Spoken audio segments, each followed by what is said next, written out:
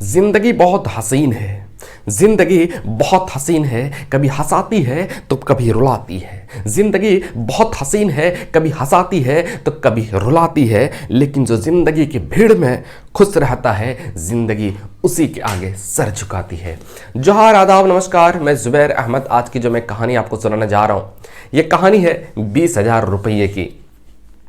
एक बार एक व्यक्ति बैंक जाता है और एक निकासी फॉर्म भर करके जमा करता है और निकासी फॉर्म में लिखता है 1,40,000 रुपया।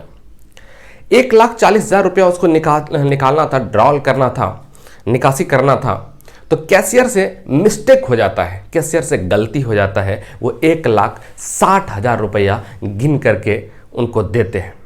ये उनको कैशियर को लगा कि शायद 1,40,000 रुपये दिए, और ये ग्राहक जो है ना वो देख रहा था, ग्राहक देख रहा था। और वो जो है ना जैसे ही वो दिए और तुरंत पैसा ले करके बैग में भरते हैं और चले जाते हैं, ये दिखावा के लिए कि आपने जो दिया, आप पर हमको विश्वास था, 1,40,000 ही दिया। और फिर हमने बैग में भरा और निकल गया वहाँ से।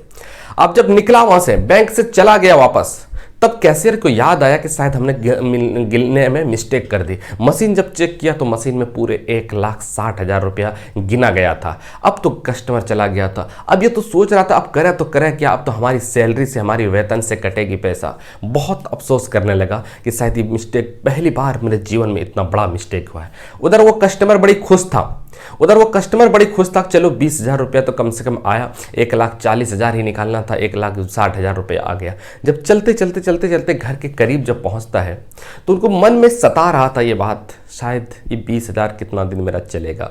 ये 20,000 पूरा अपने मन में पूरा बेचैनी उसको लग रहा था कि शायद 20,000, चलो क्या करें, 20,000 क्या करें, ये 20,000 तो ज़्यादा आ गए। अब तो बहुत दिक्कतें हो सकता है 20,000 अगर हम उसका खर्च करें तो आने वाले ज़िंदगी में, आने वाले समय में कितना बड़ा नुकसान होगा, क्या होगा, नहीं होगा। बहुत तरह का मन में उसका चल रहा था बात। फिर वो निर्णय लेता है कि चलो हम उसको कैशियर को वापस लौटा देते हैं। अब जैसे ही लौटे कदम तो उनको लगा कि कोई शायद बहुत बड़ी बीमारी से उसको राहत मिल गई है। जैसे जैसे बैंक आ रहा था, जैसे बैंक करीब हो रहा था, वैसे वैसे इसकी खुशी बहुत बढ़ रही थी। और अंत में काउंटर तक पहुंचता है। और काउंटर तक जब पहुंचता है तो वो कैशियर जब इनको देखता है तो कैशियर बहुत खुश हो जाता है। और वो जब इनको कैशियर को देखता है तो वो भी खुश हो जाता है। तो चलो, उसके बाद वो 20,000 रुपया निकालते हैं और इनको दे देते हैं। और ये ग्राहक कहते हैं कि 20,000 रुपया आपका ज़्यादा आ गया था, मैंने आपका पैसा लौटाने के लिए आया हूँ। उस समय काउंटर पे गिना नहीं था, हालांकि इसके मन में था कि शायद ले लें, लेकिन इत्तेफाक देखिए इसके मन में ख्याल आया। उसके बाद फिर 20,000 लौटा देते हैं। तो ये कैशियर कहते हैं बहुत बहुत शुक्रिया, धन्यवाद, आज आप मेरे लिए मेरे तरफ से मिठाई लेकर के अपने बच्चों के लिए जाना, प्लीज़ मना मत करना। तो वो ग्राहक कहता है नहीं भाई, मिठाई तो हम आप सबको खिलाएंगे। तो कैशियर हैरान हो जाता है। कैशियर कहता है क्यों आप क्यों मिठाई खिलाइएगा, आपका क्या हुआ?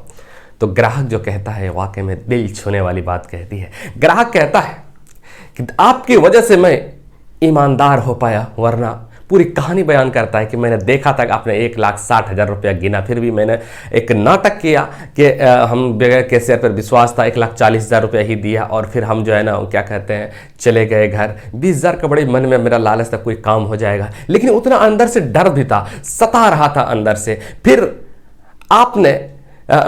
आपकी इसके वजह से मैं खींचता हुआ चला आया और 20,000 रुपया जो आपको मैं वापस ला रहा हूं, वापस आपको जो पहुंचा दिया, ये ईमानदारी सबसे बड़ा पुरस्कार है। और ये ईमानदार होना सबसे बड़ा, अपने आप में एक सबसे बड़ा पुरस्कार है। इसलिए आप सबको हम मिठाई खिलाएंगे। और वो ग्राहक मिठाई लाता है और सबको खिलाता है और कैशियर से कहता है आपके वजह से ही हम ईमानदार हो पाए। फिर कैशियर भी उनको मिठाई देता है और दोनों एक दूसरे का गले मिल जाते हैं। दोस्त, इस कहानी से शिक्षा मिलती है कि जिंदगी में छल कपट से कमाया हुआ पैसा हमेशा नुकसान ही देती है। अब एक 20,000 रुपया के लिए अगर वो ईमानदारी खो देता,